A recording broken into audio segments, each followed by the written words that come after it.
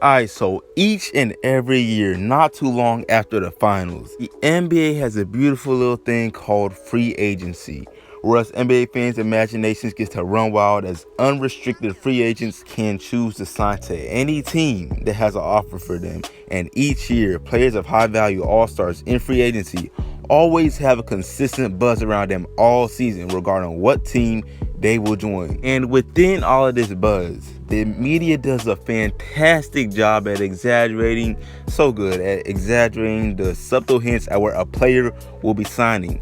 Now, y'all, I don't mean to sound like an all-knowing saint, but you probably only fall for this if you're a new fan, you're gullible, or got very wishful thinking. I mean, an example of this one didn't make the vid, but come on, y'all. With the exceptions of a trade, Giannis is not going to the Golden State Warriors. It's just not happening, y'all. I do not see it happening at all. Anyway, though, being an NBA fan for several years, I find it super fascinating at all the hyped up narratives of all-star players supposedly going to popular teams, all for them to choose to stay or choose a less popular one. And in this video, I will be pointing out the top 5 worst free agency signing myths in recent NBA history. But before I do, if you're new, go ahead and subscribe, man. I'm posting quality basketball content twice a week. You just hit 100 subs. Thanks y'all for that. It's not much, but I know we can keep growing. I'm trying to hit 1K. Make sure to like if you enjoy too. But I'm finna get right into this list. 5th being the best lie, number 1 being the worst, and let's go. Anyway, at number 5, I have Klay Thompson to the Lakers during the 2019 NBA free agency.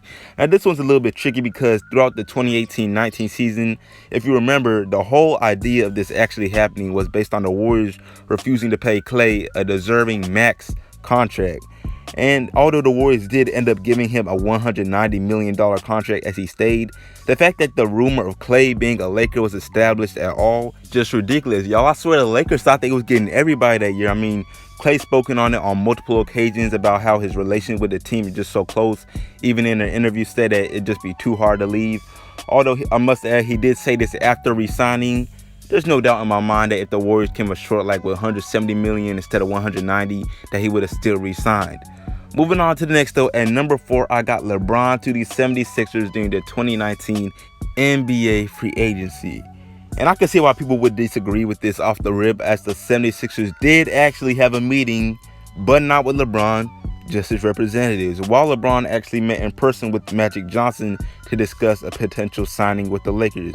And although reports were made saying that LeBron seriously considered Philly, not much needs to be said about all this in my eyes. LeBron said this out of courtesy. You could tell LeBron intended on joining the Lakers, not just off his career, but also for his family and business opportunities, like Bronny, who plays for Sierra Canyon in California. And it's also made easier contact with major television networks for LeBron to partner with. So yeah, sadly enough, y'all, Bron was really just playing with you Philly fans' emotions by even agreeing to a meeting. But yeah, that narrative was completely bogus. We moving on though. At number 3, I have Carmelo Anthony to the Heat during the 2014 NBA free agency. Now, this one's pretty tough because this myth in particular has honestly hurt the reputation of Carmelo himself, as critics like to bring up opportunities he had to win, but instead chose the money, which actually is true in some instances. You know, I'm not finna cap for him, but that criticism is not fair when it comes to this one, because the idea of Melo to Miami to team up with Bron and Wade was overly exaggerated by media and a fan hype agenda. It really never went as far as the media tried to make it seem. Like, y'all can hear from Carmelo himself. I'm gonna insert a clip. To go after the chip and instead elected to go after the money. To that you say with what? who though? Who was my options? Well, again, the Miami situation, that was just an idea, right? Mm-hmm. That was just an idea stages, mm-hmm. right? And I was about to sign shortly after that conversation, mm-hmm. right? So as y'all see, he was already on the verge of signing a deal with the Knicks. That's so unfortunate after conversing with the Heat.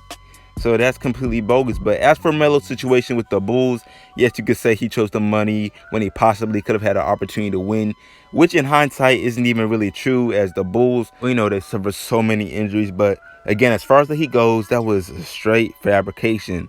But y'all, every situation on this list is. And as we go on to this next one, number 2, I got KD to the Rockets during the 2016 NBA free agency.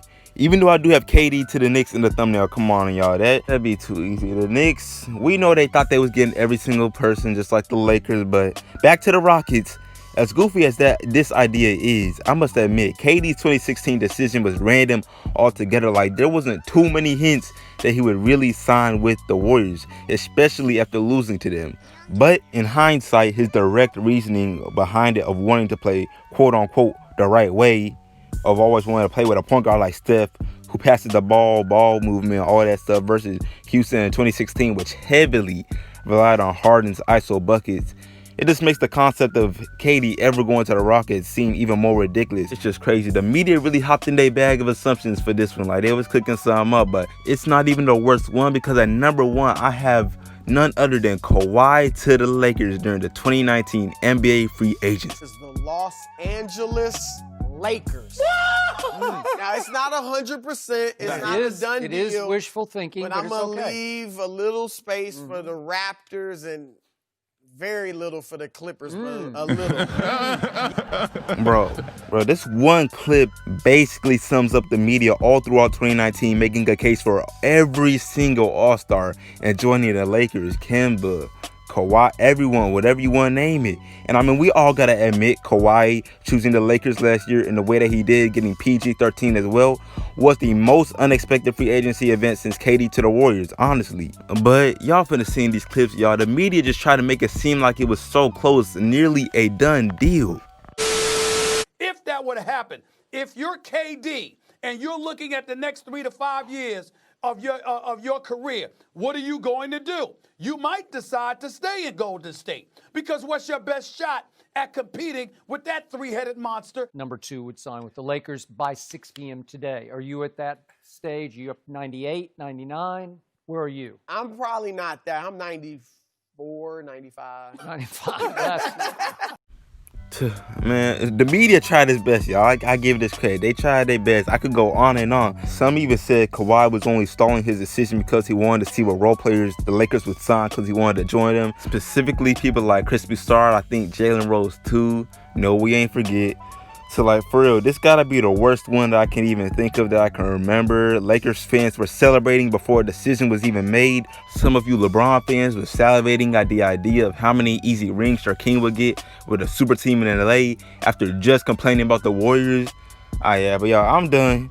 Y'all tell me what you think of this list down below, whether or not you think any of these were exaggerations or from just abusing the power of hindsight. I don't know, man, but make sure to subscribe if you new, man. Like this video up. We grind in, share it, all of that. And I'm out.